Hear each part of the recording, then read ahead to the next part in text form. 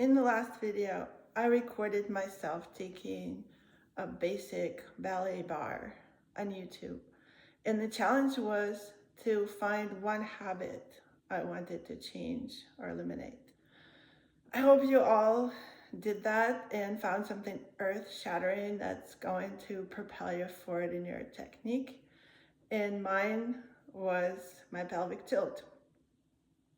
So after I sadly discovered that I was doing that during the entire attempt at barre, I decided to look for something on the internet to help me break that habit. And the first thing I found was a long thread on Reddit. Yay, I'm not alone. Lots of people complaining about the pelvic tilt, and particularly the beginner ballet dancers, students.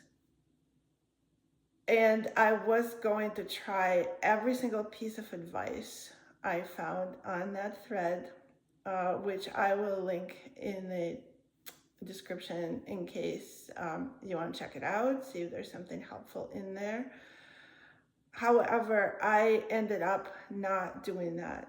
Instead, I just happened by chance to find a video on YouTube that explained my specific problem, which was I was not turning out correctly.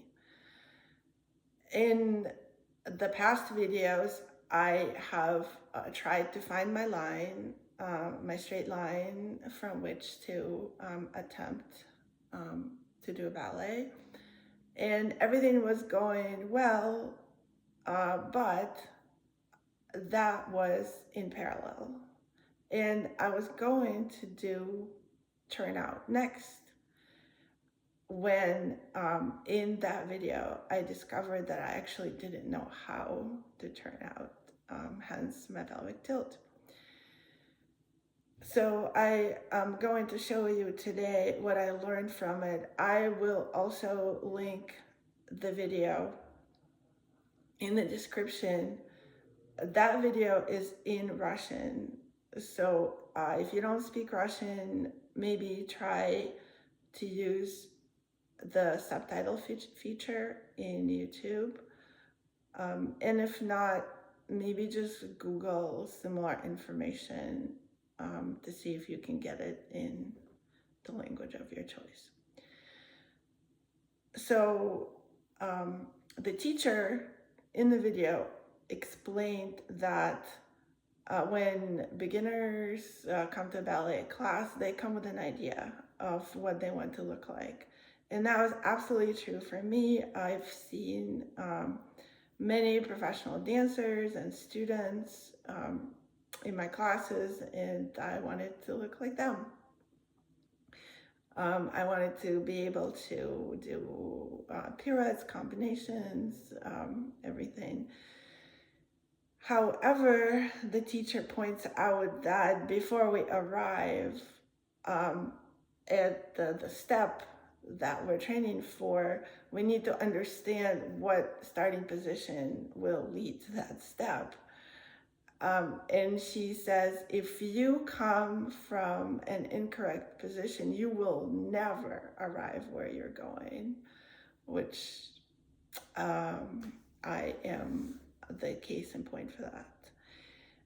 And so I will tell you now what I've learned. So just in my own words, what she's saying is when adults come to class, many of us come with this tilted position. Why?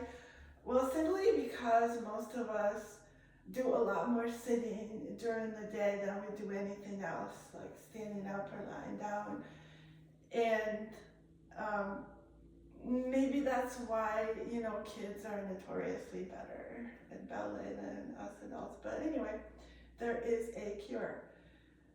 So, but just to illustrate her point, when you stand like this and you don't know it, and then you attempt to turn out, and then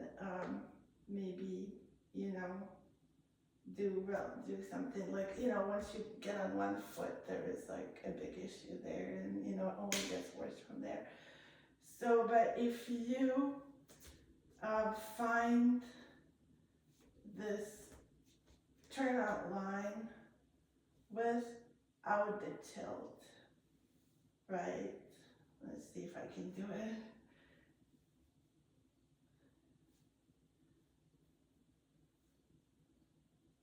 And you go from there, then maybe you'll just have a better luck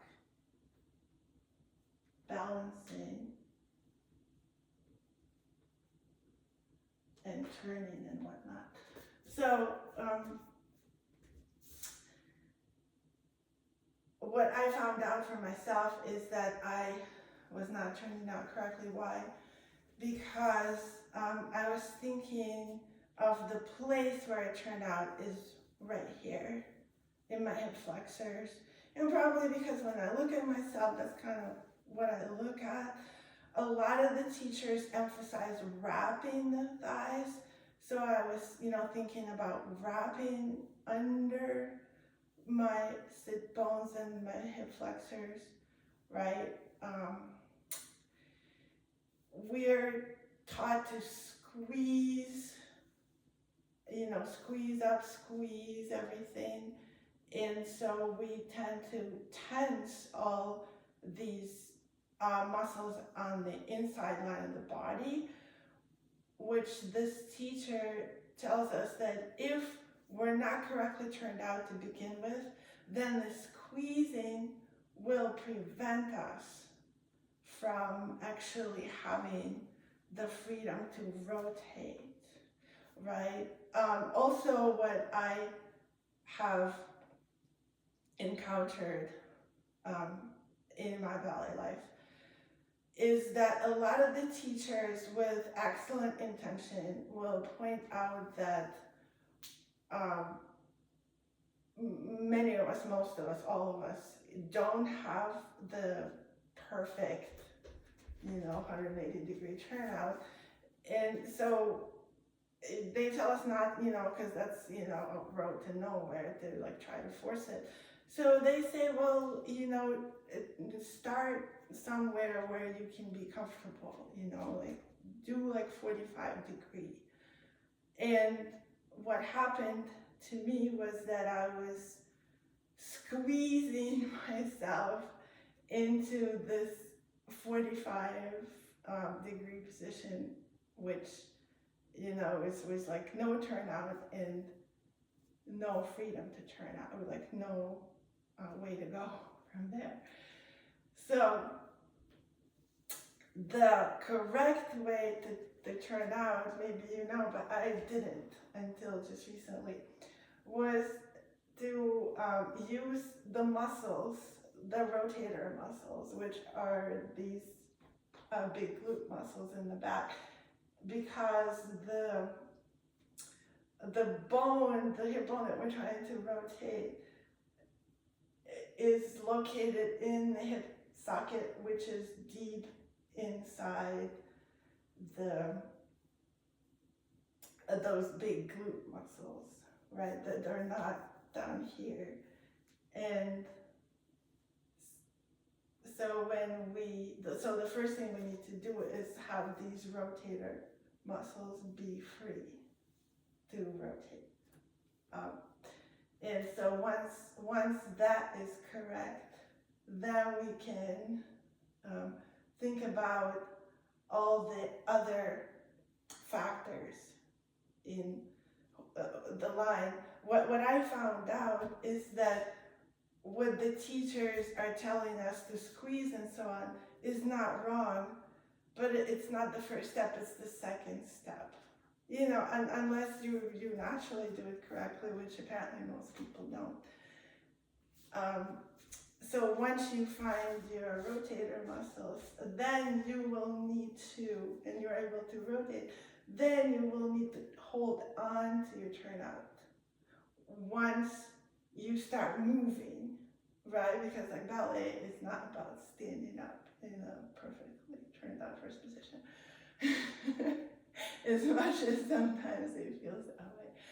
So, so once you start moving, you will need a way to not simply get there, but stay there. And that's where all the other muscles come into play, right? Like you will need to wrap your thighs, your calves, pull up your psoas and all these other things, right? So she also gave a really useful tip in that video, which was once you find your rotation, right, then in order to stand straight, you can think of pointing your tailbone towards your pubic bone. So I think of my pubic bone as going straight up and down vertically, not curving forward. You know, that would be the position that we try to avoid, you know, the tucking. So just have your front of your pelvis looking straight down, and then the back, the tailbone in the back, I think of it as tilting towards my pubic bone like this. And when I do that, then I feel like a lot of the stuff comes into place automatically, so I don't have to think about closing my ribs. I feel like my ribs close all by themselves. I feel like my weight is in the middle of my feet. I'm not tilted back or forward. What else? Lots of good things that I feel like, you know, because I'm thinking kind of like of the both the front and the back of this central part of the body, I feel like everything just kind of comes together, that my feet are strong and flat on the floor. My thighs are actually wrapped without me like thinking too much about wrapping them.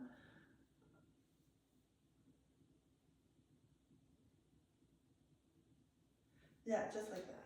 So I'll have to watch this video afterwards and see if I actually made a good straight line, but it felt good. So now I am going to show you what I learned about finding my turnout. And I'm going to use the two exercises that the teacher gave there. So the first exercise was to lie on your stomach with your pubic bone pressing into the floor. We're doing that in order to release our low back, to get rid of the curve or the tilt. And we are not pressing the pubic bones into the floor so much that we're tucking. We are just going into the floor, not past the floor. And then we just bend the knee, keep the front of the pelvis pressing into the floor, keep everything else relaxed. And then we just slide, we kind of open the sit bones and slide the knee out. This is my good side and my left side, so it slides pretty easily. I'm going to do it on the other side, which is not as good. The idea is that we don't twist right here in the pelvis in order to open the knee, right? That would take us out of the ballet alignment. So once again, relaxing everything, pressing the pubic bone into the floor, and using the rotator muscles to slide the knee.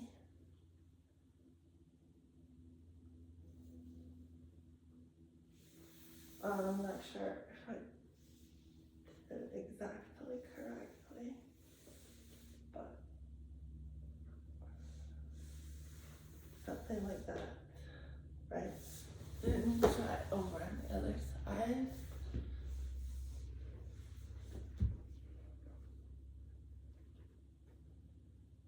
Part of this exercise is this micro movement of kind of opening up the sits bones,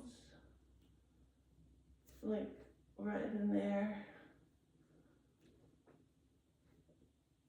So again, squeezing everything in the middle doesn't help. So relaxing from the back right here. Try to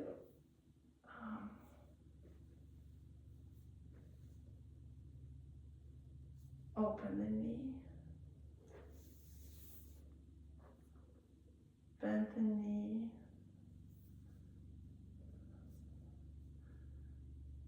keep the pubic bone into the floor, and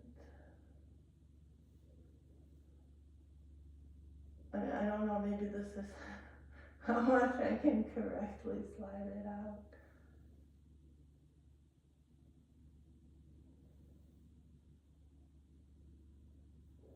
But that's it on the right side. Now, in order to help loosen up, what she suggests is we lie on our back and let the leg just fall to the side, right? It is difficult to tense these muscles on the inside of the thigh when attempting to do that, and that would prevent us from activating our turnout. So what we want to do instead is again focus on the rotator muscles and know that that is the muscle that's in charge and it's going to catch the knee as it falls, so it won't fall off the body, right?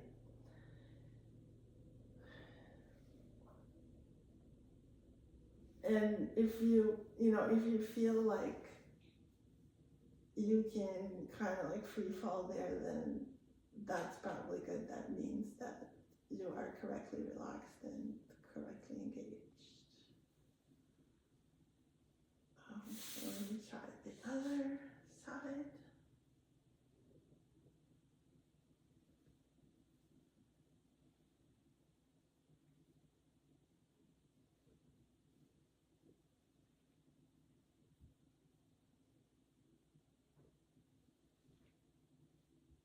Also, while you're doing that, make sure you relax everything else. Relax the shoulders, the neck, the jaw, right? Keep your stomach engaged, but let the rotator muscles be free to rotate. So that's about what I can do at this point. I don't feel too tense right now, but she does recommend that if you feel restricted, then give yourself like a little massage, especially in these glute areas, because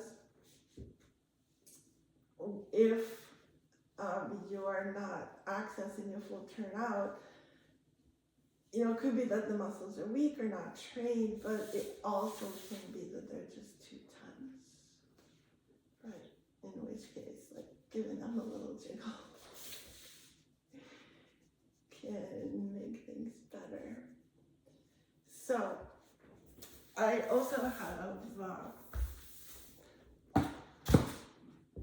my roller here, an ancient one that my daughter drew on when she was 5. She's now 25. I still have the same roller. So I used to only roll out my hip flexors because that's what hurt, right? Like right here. But now that older and wiser, I'm gonna roll out my glutes. They're like right here is where I feel sore. Like almost all the way up to my low back. And the other side.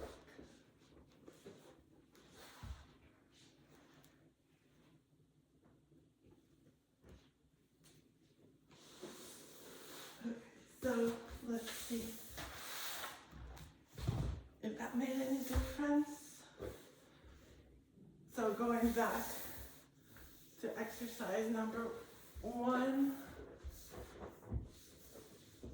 on your stomach, and bend the knee, press the pubic bone into the floor, and slide it out. That feels a little better on this side, and bend the knee, open the knee. You know, I feel gripping my hip flexors here as I do that. So at least I am aware of the gripping action. So let me try again. Into the floor and slide the knee out using my rotator. But yeah, like right here is where it doesn't want to go much further. So,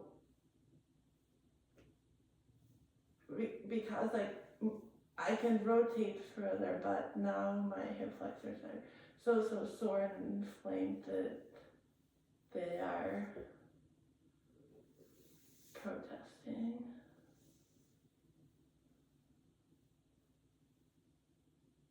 Anyway, so that's a little bit better there. So let me go ahead and try to stand up again. A little bit about how, like what action to use to turn out, right? And I used to kind of like roll or like tilt back and just like find this position. But see, when I do that, right, just fall back and open like that. See, I end up in this tilted position, right? So, and you know, just for me, maybe for other people it works. So I am not gonna do that anymore. What I found to work for me better is to just find these upper glutes, the rotators, and do one leg at a time, actively initiating from there, and I would like put my hand there to make sure that I feel the rotation, and then I do as much as it wants to rotate from there, not looking at my feet at all.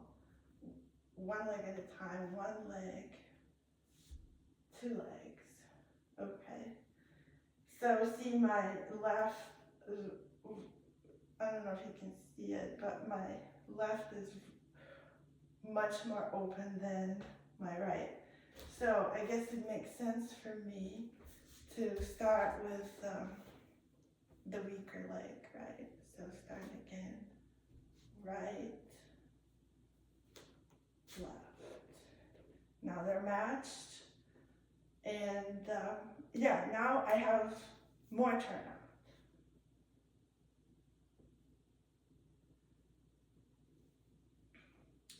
And I am pointing my tailbone towards my pubic bone,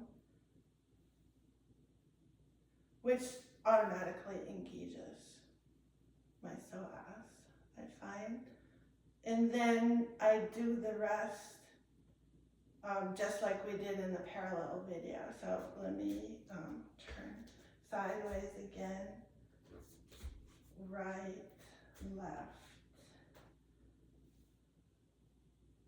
and point my tailbone. And then I just stretch in both directions.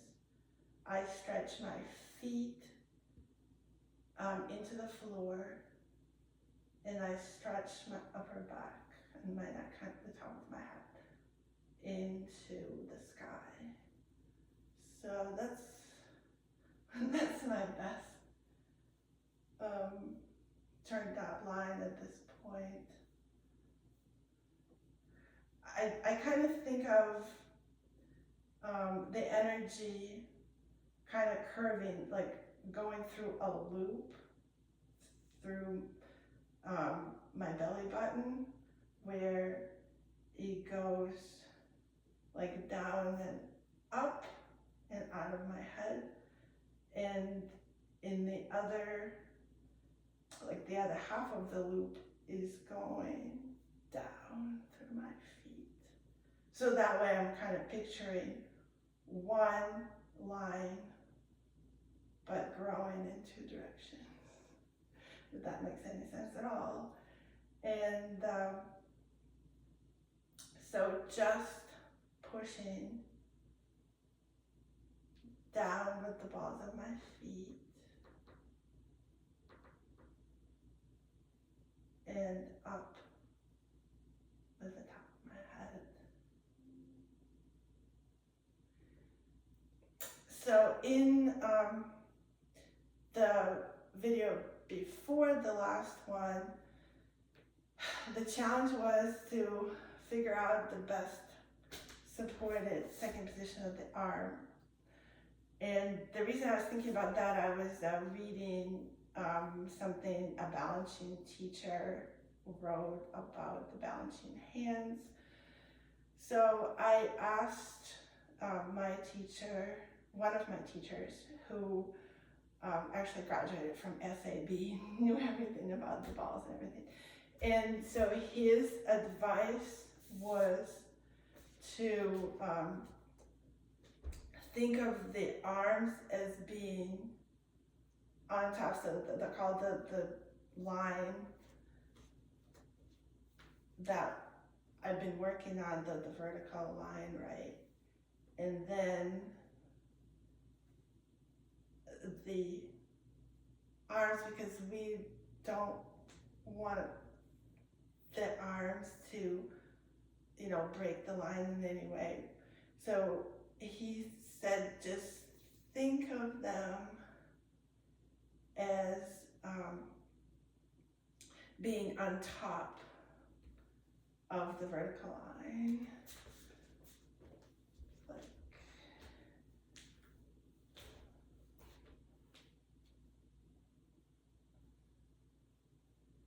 here. So I picture the arms as the top of the mushroom on the stem. So picturing the energy going up here and down there. And then the arms just kind of sitting on top of it.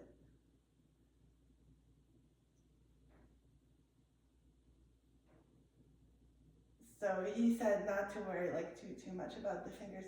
Although I do think that the fingers help to support the lower line of the arms. so that we don't lose it. But yeah, he wasn't teaching the balancing hands, so just, I guess I've been doing just regular hands, just hiding the thumbs and kind of being aware of my pinky fingers.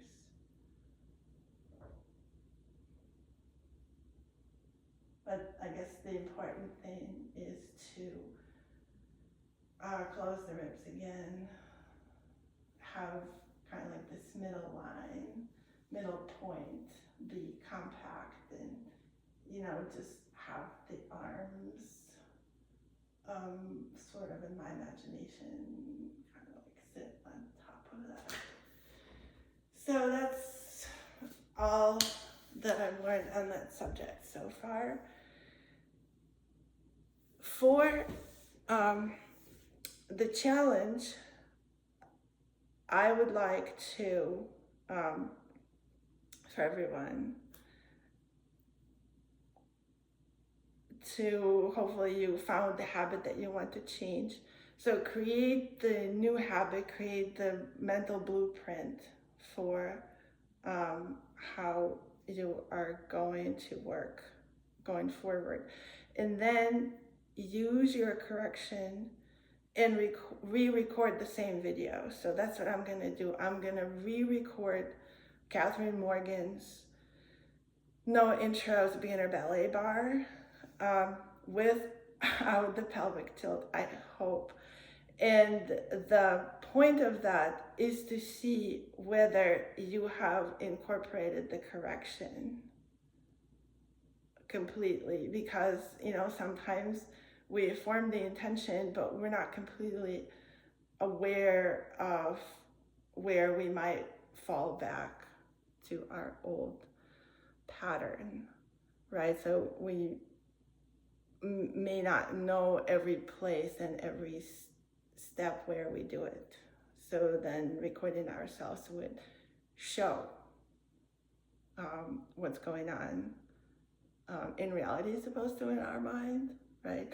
So if you re-record and see that it's not yet perfect, as I am sure it won't be my case, then be happy, right? I'm talking to myself at this point because I am so hung up on the idea that I'm gonna fix it once and for all. But unfortunately, it doesn't always work that way.